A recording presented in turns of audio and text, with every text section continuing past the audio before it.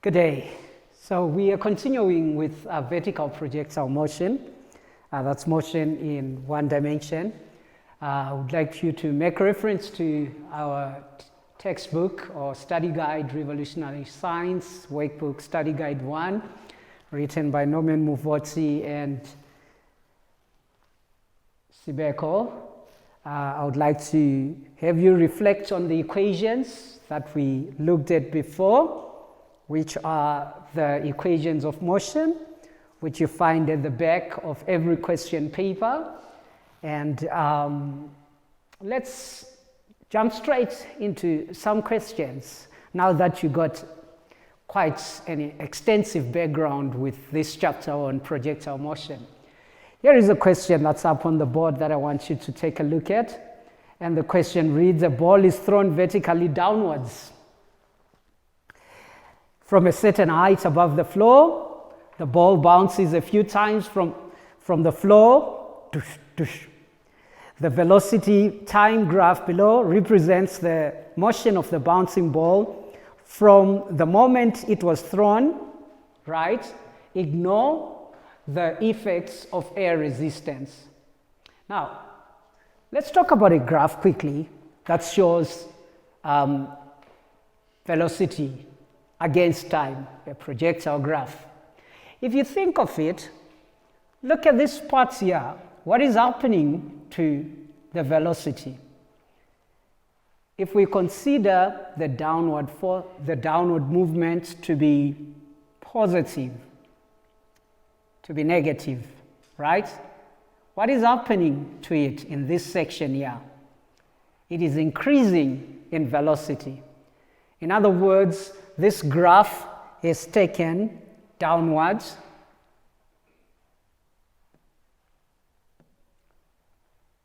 as negative, which means upwards is positive. So this spot here is showing an increase in velocity, right? So when there is an increase in velocity, it means that the ball is, think about it, if there is an increase in velocity, what's happening to the ball? Is it going up or is it coming down? Yes, you're right. It is coming down. So what this spot is representing in dotted lines here is it's representing a bounce of the ball, right? And if it is representing a bounce, it bounces off the ground here. What do you think is happening at R, where the velocity is 0?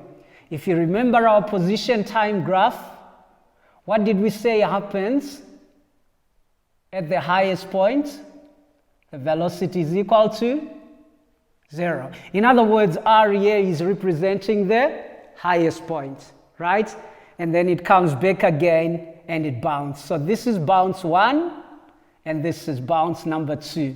So this graph gives us a good introduction to the bouncing motion of a ball or a projectile in this instance. So which point P, Q, R, or S on the graph represents the coordinates of the maximum height after the first bounce? Easy, right? I'm sure you already know the answer right now. Yes, the answer is C. You got it right. Let's move on to the next longer question. Next longer question, sorry, you cannot see the top part clearly for now, but I'm sure we'll rectify it later. In a competition, participants must attempt to throw a ball vertically upwards past a point T marked on the tall vertical pole. So competitors have to go past this point T, all right? And this point T is about 370 centimeters, 3.7 meters above the ground, right? Point T may or may not be the highest point during the motion of the ball. So competitors have to reach this point or go past it. One of the participants throws the ball vertically upwards at a velocity of 7.5 meters per second from a point that is 1.6 meters per second. Let's think of it. This participant only requires how much to get to point T? Only requires 3.7 minus 1.6, only requires about 2.1 meters, right? In order to surpass or go past the point T, all right? Now the question is asking, all right, from vertically upwards at a velocity of 7.5 meters per second from a point that is 1.6 meters above the ground, as shown in the diagram below. Ignore the effects of resistance. Okay, so what details do I have here? The details that I have here are as follows. Let's call it question 3.1. I know that the initial velocity is equal to 7.5 meters per second, right? When it reaches its final, its highest point, the final velocity is equal to 0, okay? We also know acceleration due to gravity. In this case, it will be minus 9.8, because already you can see I've taken the upward motion to be positive, right? Let's go down with the question. In which direction is the net force acting on the ball while it is moving towards point T? So for question 3.1 is asking us in which direction is the net force acting on the ball while it is moving towards point T. Now we can understand this as a topic that looks at only the projectile motion, where the only force operating or working on an object is the force of gravity. So which force is it? It is the force of gravity. And in which direction does it move? Is it upwards, downwards? Give a reason. The answer for 3.1 is definitely downwards. And the reason for this answer, it's because gravity, let's write it in full, force of gravity always acts downwards. All right. So we have chosen downwards there as our answer. Let's move on quickly. Now, calculate the time taken by the ball to reach its highest point. As we already know for 3.2, we already know the initial velocity, the final velocity, and the acceleration due to gravity. If we have got that information, we can be able to find the actual time that's taken to reach the highest point. V initial plus acceleration times change in time, or delta t. The V final, we know is 0. The V initial, we know was 7.5, and plus minus 9.8 multiplied by delta t. Therefore, change in time is equal to 7.5 divided by 9.8. And your final answer there should be 0.77 seconds. But as you well know, that's not the only way that we can use to calculate the change in time. There are other ways that we can do it because we do have the equations of motion. We can use the information in our understanding of the equation of motion, or equations of motion, to find the change in distance, which is your displacement that is gonna throw at. And let's try that example and see if we come up with the same answer. Let's look at if we are going to use, for example, Vf squared is equal to Vi squared plus 2 times acceleration times change in y, okay? Our V final at the highest point is 0, is equal to, our V initial is 7.25, 7.5 plus 2 times minus 9.8 multiplied by change in y. We calculate the value of change in y. 7.5 squared plus 2 times minus 8, minus 9.8 times the change in y. You'd find that the value that you get of change in y, if we are going to use it in an equation that calculates the value of change in t, which is an equation, change in y is equal to V final plus V initial all over 2 times change in time, you will still come up with the same answer. I know you want to practice this. Try it on your own. Prove me right or prove me wrong and see if you still get 0.77, right? Remember, this is in an exam situation. When you're in an exam situation, you are trying to catch up on time, to beat the exam on time as well as on accuracy. So the advice I give you is to try and use the formula that quickly gets you to the answer. And I think the first way of doing it will help you. All right. Now, having said that, let's move on to the next part. The next part then says, determine by means of calculation whether the ball will pass point T or not. So what am I going to do? I'm going to now consider what is my change in y, which is sort of what we have done here. So I think we can put this as 3.3 and say, for my 3.3, just in order to save space and time in this video clip, I'm going to use the same equation for me to calculate now the value of my change in y, which is going to be the displacement that the ball is going to go through. If you calculate that, change in y is going to be equal to 2.87 meters.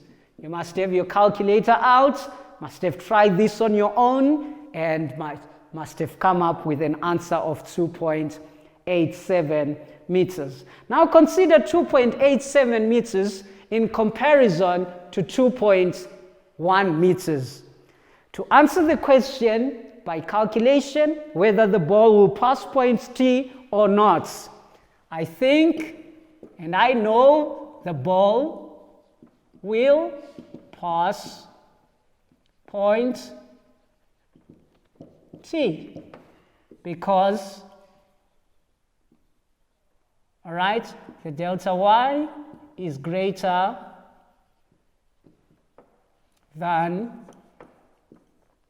2.1 required to reach point T. So that's playing around with these equations of motion and playing around with our understanding of a particular question in order to come up with the final answer for a question. All right, let's try another question. If you are happy with this, happy? Say happy if you are happy. Happy. All right, next question is of a hot air balloon. All right, let's read through that question together. So what sometimes happens is that when objects are projected, they are not only projected from a point of rest or from the ground or dropped from a roof, like what some examples were like. Here is a different question from the questions that we have been doing, where we are saying a hot air balloon is rising upwards at a constant velocity of 4.9 meters per second, when the balloon is now 98 meters above the ground. Okay, so I'm not an artist, I'm just a science teacher. I'm gonna pass for an artist in the next life maybe. All right, so let's say here is my hot air balloon, and this hot air balloon is rising at a constant velocity of 4.9 meters per second. Okay? Underline constant velocity. What do we understand by the word constant velocity? Constant velocity means the acceleration is equal to 0, right?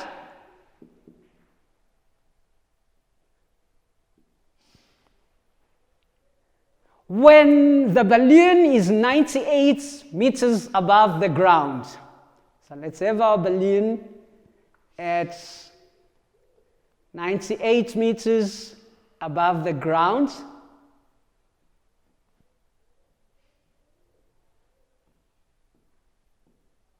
Something happens. A sandbag is thrown out of that balloon. All right? So that's the picture that's demonstrating what is happening in this question. I always like it when, if a question does not have a picture coming with it, try to picture it out. Draw a small diagram next to your question. Try to present it diagrammatically so that you know what really is going on. You see what is given, you understand what is not, and you can add things as you go along. The first question, 4.1, let's move along quickly. 4.1 then says,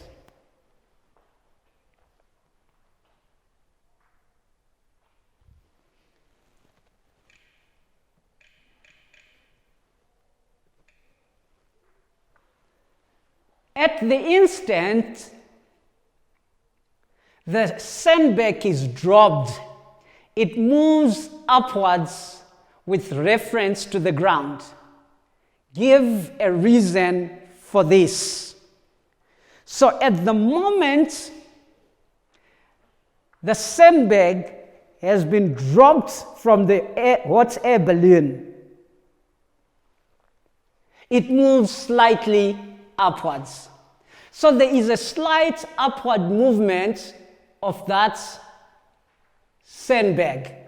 And this question is asking us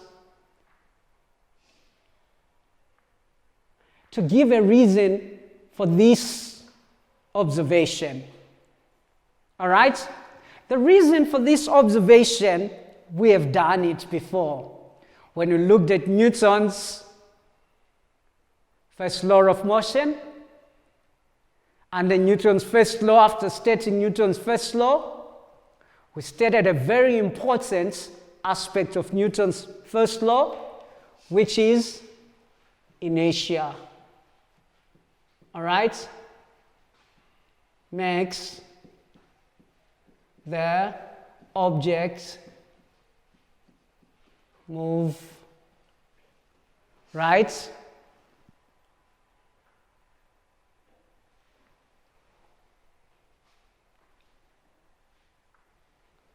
Upward. In other words, the object, we know what it is, it's a sandbag.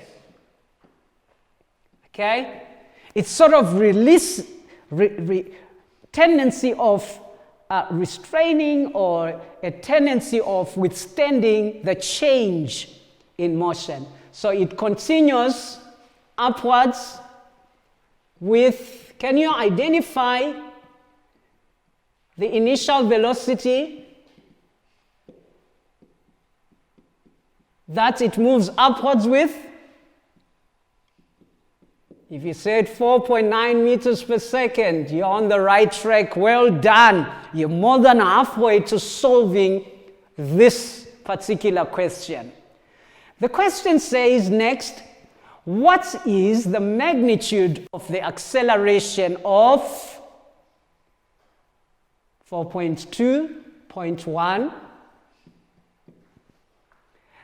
The acceleration of the hot air balloon while the sandbag is in it. So, our question says a hot air balloon is rising upwards at a constant velocity of 4.9 meters per second. The aspect of constant velocity tells us that the acceleration of that sandbag is 0 meters per second squared. All right? How about the acceleration of the sandbag the moment it is dropped from the hot air balloon? We know it's got an initial velocity of 4.9 meters per second. That we have figured. But now the question is asking the magnitude of the acceleration. It is now a projectile at this instance, and we all know at this stage that the projectile has got an acceleration of 9.8 meters per second squared. Do you get it? So, while the hot air balloon is at a constant velocity moving upwards, its acceleration is 0, but the sandbag, once it's dropped from the hot air balloon, it has an initial velocity, goes up slightly, and also it's got an acceleration of 9.8 meters per second. Will the velocity of the hot air balloon increase, decrease, or remain the same immediately after the sandbag has been released? Explain. What do you think? Here is a sandbag that's in the hot air balloon, and all of a sudden the sandbag is thrown out. Think of the laws that we have done. 4.3. What happens? Does it increase? And if it does, why? Okay, says explain fully. It increases, right? Why it increases? It is merely because we have done Newton's second law. And Newton's second law reminds us that at this instance, there is less mass, and mass is inversely proportional to acceleration. So therefore,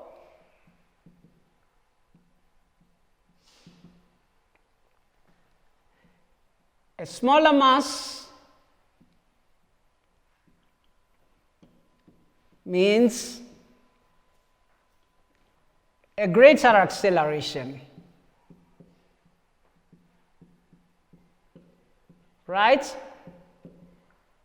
And also we understand that acceleration is directly proportional to force, which is the net force in this instance. Therefore,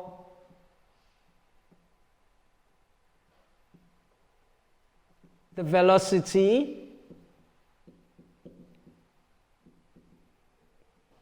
increases. I think you can now realize how laws and principles and concepts of science come together in agreement. There is what we call cohesion. We are using Newton's second law, in order to explain a projectile motion. On 4.3, on 4.1, we have used Newton's first law to explain what is happening in our balloon. Very interesting. Let's move on. 4.4 says, now determine the height P above the ground reached by the sandbag after it is released from the hot air balloon. I said by knowing the initial velocity, half our work was done. So the initial velocity is 4.9 meters per second, right? We also know the acceleration. If I've taken 4.9 upwards positive, acceleration minus 9.8 meters per second squared. Some choose downwards to be positive, so this will be negative, but that's entirely up to you as a learner to choose for yourself and then use the signs accordingly. What else do we know? We know that the final velocity at the highest point is equal to 0 meters per second. So now we calculate the value of the maximum height that the object is going to reach. I'm going to use V final squared is equal to V initial squared plus acceleration times 2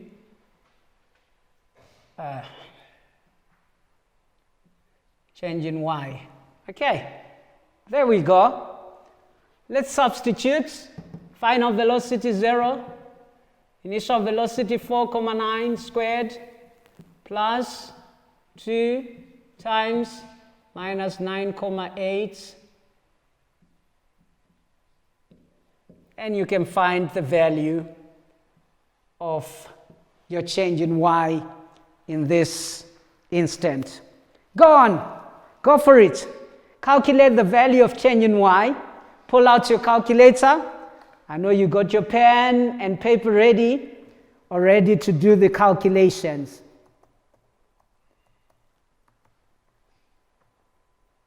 Let's see what you get.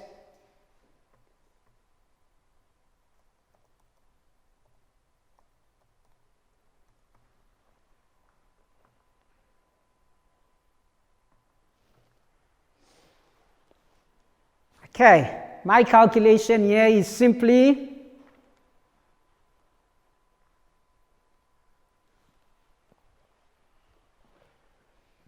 1.22.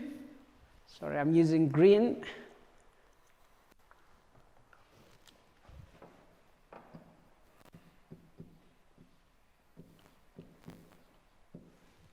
(1,225 meters). Okay. Now go back to the question. It says determine the maximum height P above the ground reached by the sandbag. So what do I have to do? I have to add now height, or maximum height,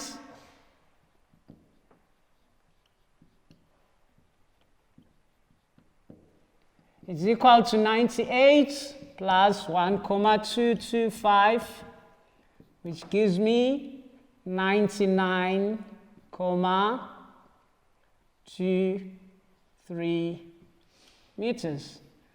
That is the height. Perfect. All right? Be careful about these questions. The question is not asking us to find the displacement. The question is asking us to find the maximum height. So what you're doing is you are adding the 1.225 meters to the 98 in order to come to the final answer. Let's move quickly. To 4.5 then asks you to calculate. This can go. I need a bit of space now. 4.5 says calculate the time taken for the sandbag to reach its maximum height after it has been released. Once again, I've got that information, V initial, V final, and acceleration due to gravity. Simply use any of the equations of motion that helps me calculate that. Like, for example, V final is equal to V initial plus acceleration times change in time. V final is 0, V initial is 4,9 plus minus 9,8 multiplied by change in time. Delta T, therefore, is equal to 0,5 seconds. All right. Then let's move on to 4.6. It says, calculate the total time taken for the sandbag to reach the ground after it has been released. So I go back to all the information I have. What formula can help me to find the total time that is required, okay, for the object to move after its release? So it was dropped. After it was dropped, right, it goes up a little and then it comes down. So what do I need?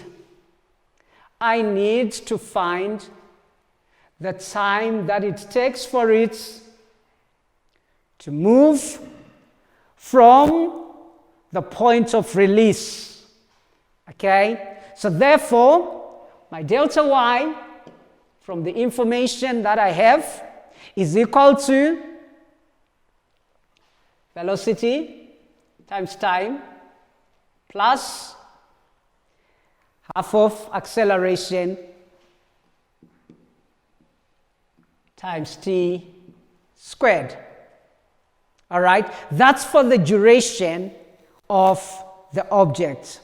Okay, so my distance that it traveled, okay, the total time taken by the sandbag to reach the ground after it has been released will be, if I am going to use my delta y there, which is 98 equal to velocity initial of the sandbag was equal to minus 4,9 times t plus half of acceleration 9,8, that's minus also because it's downwards, times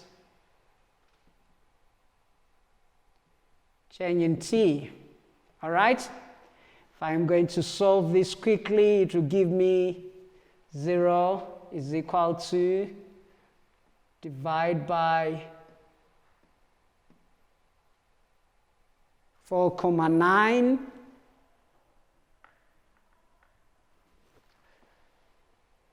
that will be